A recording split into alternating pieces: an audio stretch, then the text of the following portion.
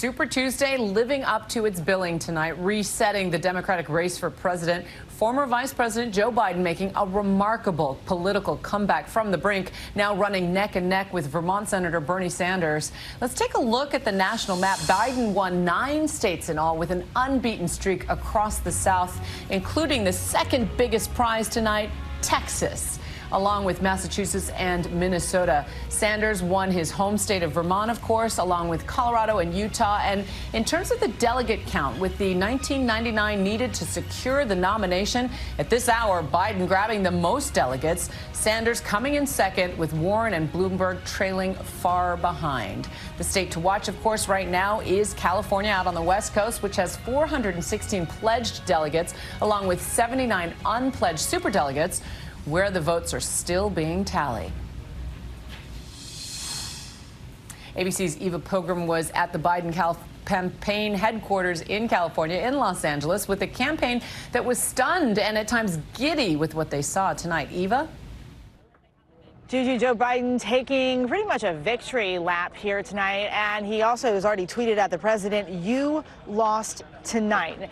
The Biden campaign thinking they did better tonight than they actually expected. The original game plan was for them to do well in those southeastern states, to make sure they picked up those states, to close the margin in California and get delegates in each of the states in Super Tuesday. They did better than that, taking Massachusetts, a state that many thought would go to Bernie Sanders or Elizabeth Warren. Joe Biden saying this campaign is very much alive. Juju.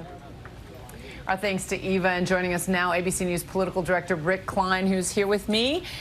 Biden shattering all sorts of expectations tonight, right? When you look at the landscape, what struck you?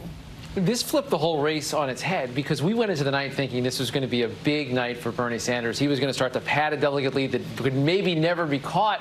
And suddenly you look up and realize, wow, Joe Biden is winning more places, winning more delegates, and winning some upset states, winning in a place like Minnesota, winning in a place like Massachusetts, despite the fact that Elizabeth Warren has that as her home state and Bernie Sanders is from next door, and winning Texas. That is a big, diverse prize of a state. And the fact that Joe Biden was able to win there, I don't think anyone saw that coming. And in many ways, that was the biggest surprise. And that trio of endorsements, led off by Beto O'Rourke, the native son, that was decisive. It was an incredible run. If you start with Saturday and his big landslide victory in South Carolina, and then realize Pete Buttigieg, Amy Klobuchar both dropping out, and then joined by Beto at that rally in Dallas on election eve, it does seem like that was decisive. The endorsements mattered because it added to this sense that if Bernie Sanders is going to be beaten, he's got to be beaten by one person. And to me, this was exactly the lessons Republicans didn't learn in 2016, where they didn't materialize their opposition to Donald Trump until it was too late. This time they seem to have done that and caught this a little bit before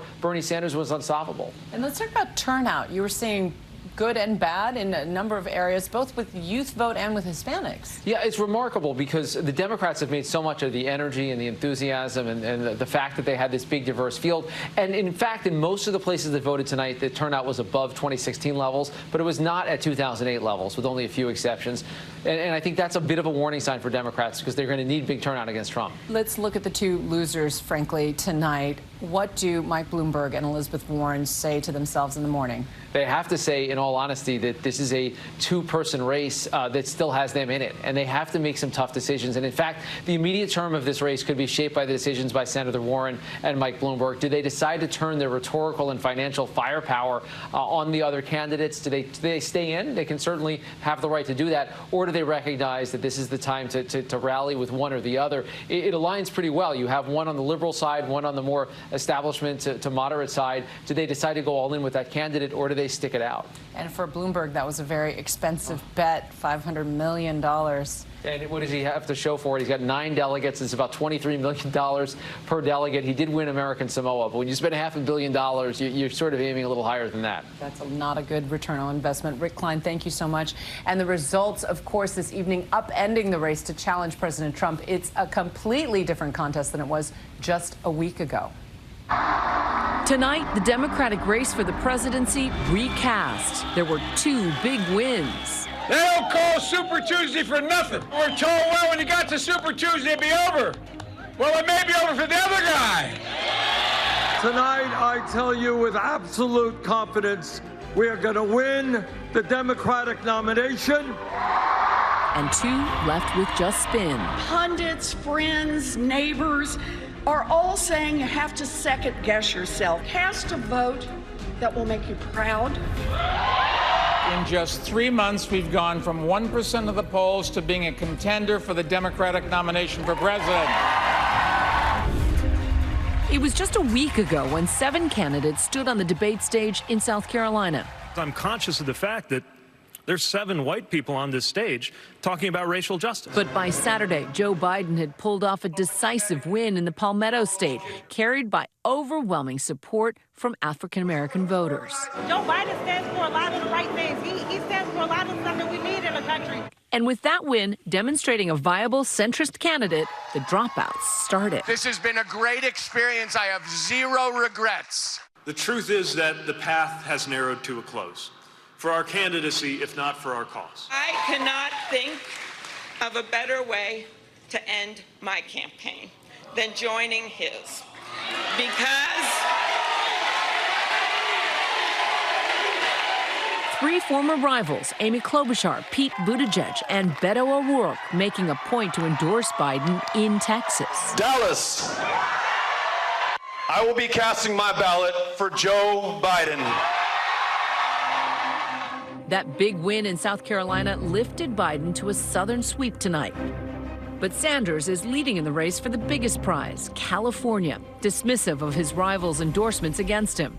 We're going to win because the people understand it is our campaign, our movement, which is best positioned to defeat Trump. For his part, Sanders was able to capitalize on his appeal to Hispanics and young people. I am voting for Bernie Sanders. I love his movement. I mean, I think so many young people are inspired to come out and vote. But some women, like this voter in Vermont, still holding out. I was really hopeful for a female, a woman in the position of presidential candidate, and I don't think I want to give that up quite yet. For former New York Mayor Michael Bloomberg, who shelled out a whopping $215 million on TV and radio ads alone in Super Tuesday states. America is at its best when we work together. A potentially campaign-ending night. After tonight's poor performance so far for Michael Bloomberg, his team says they are reassessing right now, that they will reassess into the evening, they will reassess tomorrow, and they will reassess heading into the future. Thank you, thank you, Now, thank you. eyes ahead to next week, where 6 states will vote. Elizabeth Warren adamant that she's looking ahead to Michigan. prediction has been a terrible business, and the pundits have gotten it wrong over and over. Michigan, you've got exactly 1 week until you start voting. Hi, everyone. George Stephanopoulos here. Thanks for checking out the ABC News YouTube channel. If you'd like to get more videos, show highlights, and watch live event coverage, click on the right over here to subscribe to our channel. And don't forget to download the ABC News app for breaking news alerts. Thanks for watching.